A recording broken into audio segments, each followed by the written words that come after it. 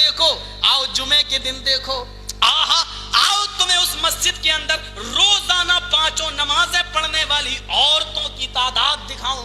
आओ रमजान के महीने में मैं तुम्हें तरावी पढ़ने वाली औरतों की तादाद दिखाऊं। मुझे सिर्फ इतना बता दो कि आपकी मस्जिदों में अगर औरतें 5 वक्त की नमाज पढ़ने आए तो ये जायज है, हमारी मस्जिदों में औरतें चली आए तो ये जुर्म हो गया, ये जुल्म अला जुल्म हो गया। जाओ, ज्यादा दूर की बात नहीं करता, दिल्ली का फोन नंबर मेरे पास मौजूद है, यहाँ बैठे बैठे मालूम कर लो कि इशा की नमाज में आज औरतें आई थी या नहीं आई थी, जुमे के दिन औरतें आती हैं या नहीं आती हैं। भोपाल की एशियाई अधूरी मस्जिद का जरा जायजा ले लो कि वहाँ औरतें जाती हैं नमाज पढ़ने या नहीं।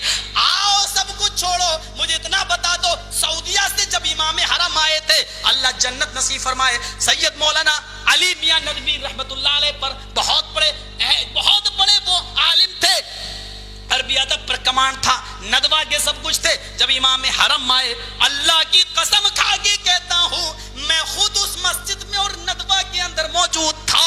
इमाम हरम सऊदिया से आए, लखनऊ की इतनी औरतें धुल गई उनके पीछे नमाज पढ़ने के लिए 2 रकात के, पूरी नदवा की जामा मस्जिद तंग पड़ गई मेरे भाइयों, और कोई मना नहीं कर सका। मुझे बताओ, तुम्हारी मस्जिदों में औरतें आए तो ये जुल्म नहीं, हमारी मस्जिदों में औरतें आ जाएं तो उमर के हम नाफरमान हो गए, उमर के हम मुखालिफ हो गए, हम खलीफा को नहीं मानते, हम आह भी करते हैं तो हो जाते हैं बदनाम, और तुम कत्ल भी करते हो तो चर्चा नहीं होता।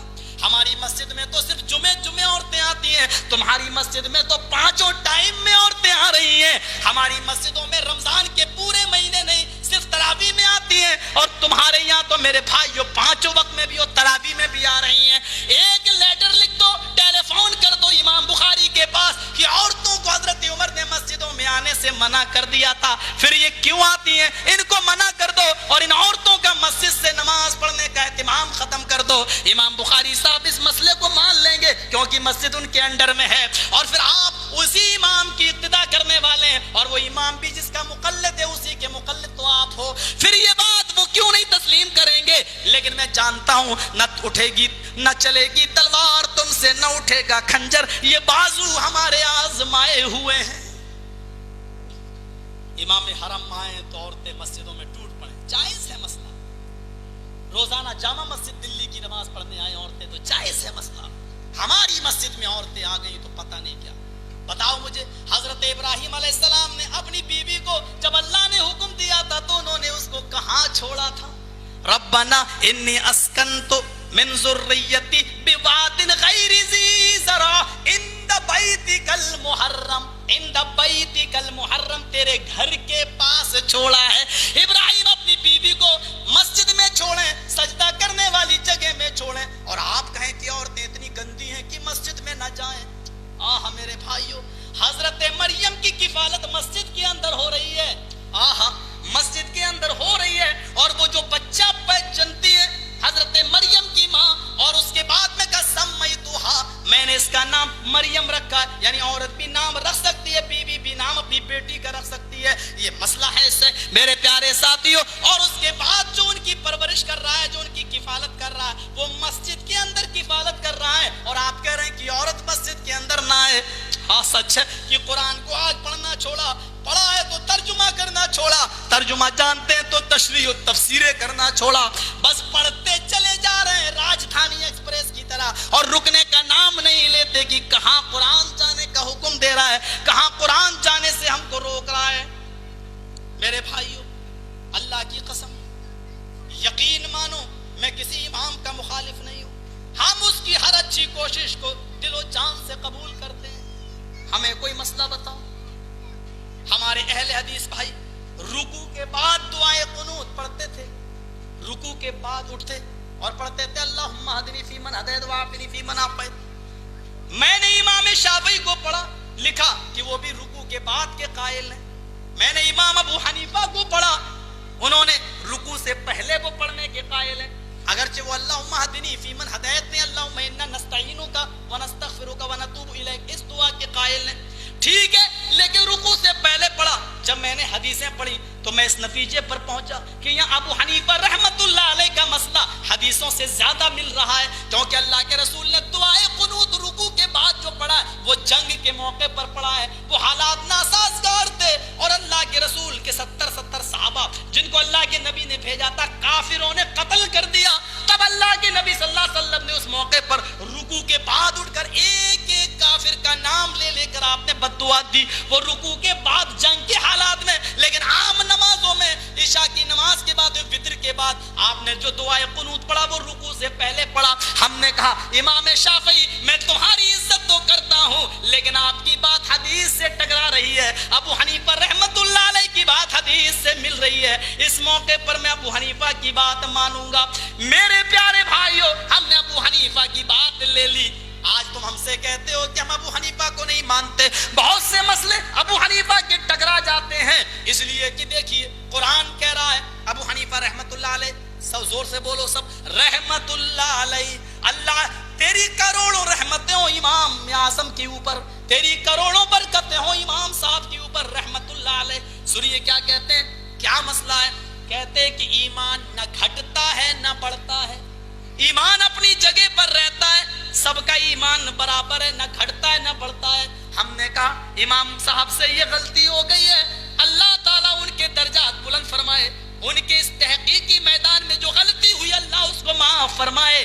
ہم نے دعائیں خیر ان کے لیے کی اور اس کے بعد میں کہا نئی قرآن ہمیں اس بات کی تعلیم دیتا ہے اذا تلیت علیہم آیاتہ زادتہم ایمانا، جب اللہ کی آیتیں لوگوں کے سامنے پڑھی جاتی ہیں، قرآن پڑھا جاتا ہے تو ان کے ایمان میں زیادتی ہو جاتی ہے، یعنی ایمان گھٹتا ہے ایمان بڑھتا ہے۔ آج ہم چور ہیں، ڈکیت ہیں، کل ہم نمازی بن گئے، تہجد گزار بن گئے، ظاہر بات ہے کہ پہلے سے زیادہ ایمان ہمارے اندر ہو گیا۔ ہم نے کہ نمازی ہیں، تہجد پڑھتے ہیں، اچانک ہم بگڑے اور ہم شرابی اور جواری ہو گئے، اس کا مطلب یہ کہ ایمان ہمارے اندر سے کم ہو گیا۔ اگر سب کا ایمان برابر مانے تو پھر میرے بھائیوں، پھر تو جو ایمان ابو حنیفہ رحمت اللہ علیہ کے پاس تھا وہی ایمان ہمارے پاس، ایمان نہ گھٹتا ہے نہ بڑھتا ہے، یعنی ایمان میں وہ بھی برابر ہم بھی برابر۔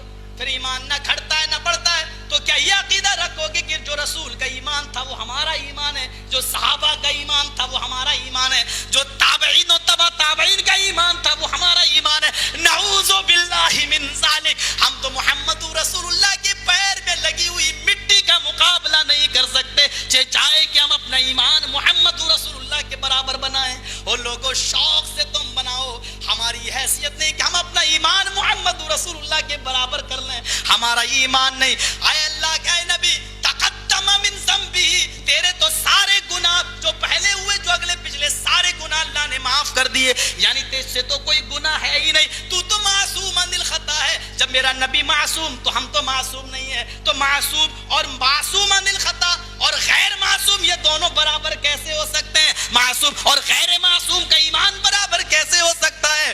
یہاں میرے بھائیوں تلوار چل رہی ہے، حضرت خبیب کو سولی کے نیچے لٹکایا گیا ہے، ایک دشمن رسول نے نیزہ نکالا، وہ نیزہ یہاں سے داخل کیا، یہاں پار کر دیا۔ حضرت خبیب کہتے ہیں اللہ اس موقع پر مجھے ثابت قدم رکھنا، میرا ایمان کہیں پھسل نہ جائے۔ کافروں نے کچوکا لگایا، اے خبیب اب تو اچھا لگ رہا ہوگا، سوچ رہے ہوگے کہ محمد میری جگہ پہ ہوتے اور میں بچ جاتا، وہ مارے جاتے۔ حضرت خبیب کہتے ہیں اپنی زبان کو اے کافروں لگام دو، تم نہیں جانتے کہ میں کیا سوچ رہا ہوں، تم کہتے ہو محمد مر جائے میں بچ جاؤں، یہ سوچ رہا ہوں، ارے میں تو یہ سوچ رہا ہوں اگر میرے نبی کو میرے سامنے لا کے کھڑا کر دو اور کہہ دو اے خبیب صرف نبی کے پیر میں کانٹا چبھو لینے دے میں تجھے چھوڑ دوں گا، اللہ کی قسم میں یہ بھی پسند نہ کروں گا کہ میری جان کے بدلے میں نبی کے پیر میں کانٹا بھی چبھویا جائے۔ غور کرو میرے بھائیوں، کیا اس صحابی کا ایمان اور ہمارا ایمان کیا دونوں برابر ہو سکتے ہیں؟ ہم نے کہا امام صاحب کی یہ بات میں نہیں مانوں گا، اگرچہ وہ بہت بڑے امام تھے لیکن قرآن سے ٹکرا رہی ہے ان کی بات، ہم ماننے کے لیے تیار نہیں۔ بتاؤ کون سا جرم کر دیا ہم نے؟ بتاؤ، قرآن کی تو حفاظت میں بولا ہوں، مجھے صرف اتنا بتا دو کہ کون سا جرم میں نے کر دیا۔ میں نے اتنا ہی تو کہا ہے کہ اب شوہر بیوی کو غسل دے سکتا ہے، انتقال کے بعد بیوی شوہر کو بھی غسل دے سکتی ہے۔ آپ نے کہا ہنگامہ ہو گیا، میں نے کہا کون سا ہنگامہ ہو گیا؟ تم نے کہا نکاح ٹوٹ جاتا ہے، میں نے کہا حضرت علی نے فاطمہ کو غسل دیا وہ نکاح کیوں نہیں ٹوٹا؟ ابو بکر کا ان کی بیوی کے ساتھ نکاح کیوں نہیں ٹوٹا؟ تم نے کہا دلیل سے بات نہ کرو، یہ وہابیوں کی عادت ہے۔ ہم نے کہا ٹھیک ہے تم جو چاہو کہو، ہم کو تو دلیل دے دو نکاح ٹوٹنے کی، ہم کل سے مان لیتے ہیں۔ میرے پیارے ساتھیوں، اللہ کی قسم مجھے بتاؤ تو صحیح، تم نے کہا نماز جنازہ نماز نہیں ہے، ہم نے کہا تم سورہ فاتحہ پڑھ لیا کرو، تم نے کہا وہ نماز ہی نہیں تو سورہ فاتحہ کیوں پڑھوں؟ ہم نے کہا بخاری شریف میں امام بخاری حدیث کا باب باندھتے ہیں، صلاۃ الجنازتی، یہ نماز جنازہ بھی ایک نماز ہے، لا رکوع ولا سجود، لیکن یہ ایسی نماز ہے کہ جس میں رکوع اور سجدہ نہیں ہے، لیکن نماز کی ساری شرطیں پوری ہو رہی ہیں۔ آپ نے کہا نہیں یہ دعا ہے، ہم نے کہا یہ نماز ہے، آپ نے کہا نماز ہے تو رکوع اور سجدہ کیوں نہیں کرتے ہو؟ میں نے کہا اگر یہ دعا ہے تو پورب کی طرف چہرہ کر کے تم کیوں نہیں مانگ لیتے ہو؟ بغیر وضو کے کیوں نہیں مانگ لیتے ہو؟ تم نے کہا یہ کیا بات رہی؟ ہم نے کہا شرائط تو سارے نماز کے، دیکھیے میں اس وقت بیٹھا ہوں، کوئی ضروری نہیں کہ میں وضو بناؤں اور تبھی دعا کروں اللہ ہمیں ہدایت دے، کوئی ضروری نہیں ہے۔ بتاؤ اس وقت میرا چہرہ کس طرف ہے؟ آپ بھی کہو گے مولانا یہ آپ کا چہرہ یہ پورب ہے، یہ پشچم ہے، یہ اتر ہے، یہ دکھن ہے، اور آپ کا چہرہ اس وقت جنوب کی طرف دکھن کی طرف ہے۔ اب بتاؤ اگر میں یہ کہوں کہ اللہ بیماروں کو شفا عطا فرما تو کیا مجھے اپنے چہرے کو قبلے کی طرف کرنا پڑے گا؟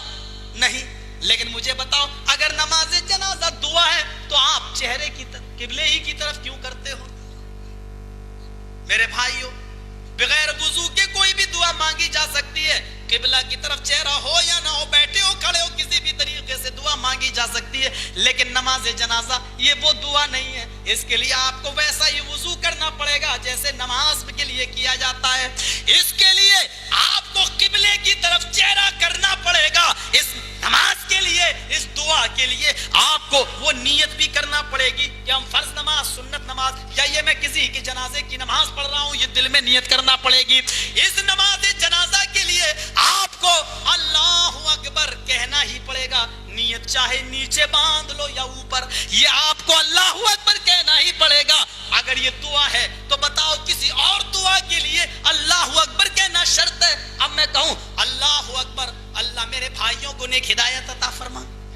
میرے بھائیوں، جب اور دعاؤں کے لیے اللہ اکبر کہنا شرط نہیں ہے لیکن نماز جنازہ کے لیے کہنا شرط ہے، اب سنیے، اور دعاؤں کے لیے سلام پھیرنا شرط نہیں ہے لیکن نماز جنازہ کے بعد آپ کو سلام پھیرنا پڑے گا، السلام علیکم ورحمت اللہ، السلام علیکم ورحمت اللہ۔ اب آپ استغفر اللہ پڑھیں گے اور میت کو اٹھائیں گے۔ سوال یہ مولوی صاحب جب ساری چیزیں اس میں نماز کی لاگو ہیں تو تم ہی بتاؤ کہ اس میں رکوع اور سجدہ کیوں نہیں ہے؟ آہا، امام کائنات نے کوئی چیز باقی نہ چھوڑی۔ تم آؤ تو میرے قریب آؤ تو ابھی حدیثوں میں بہت یتیم ہو، تم ابھی حدیث اور سنت میں فرق نہیں کر پاتے ہو، تم کیا جانو میرے بھائیو بہت بڑے یتیم ہو۔ امام کائنات نے کوئی چیز باقی نہ چھوڑی۔ ابن قیم نے پیش کر دیا وہ نقطہ، اللہ کے رسول نے اس جنازے کی نماز میں رکوع اور سجدہ اس لیے نہیں رکھا تاکہ کوئی غیر مسلم اور کوئی مشرک اور کافر یہ تصور نہ کر لے